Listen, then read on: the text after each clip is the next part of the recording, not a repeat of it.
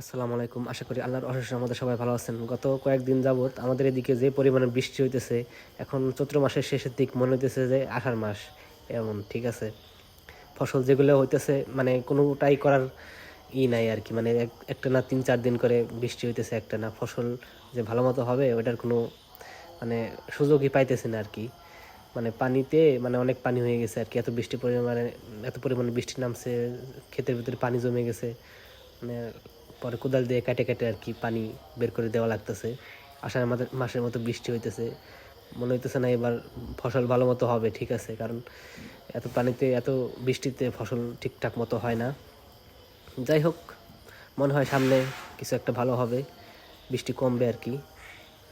আল্লাহ যা ভালো মনে করে এটাই তো আর কি। যাই হোক, সামনে ইনশাল্লাহ দেখা যাক।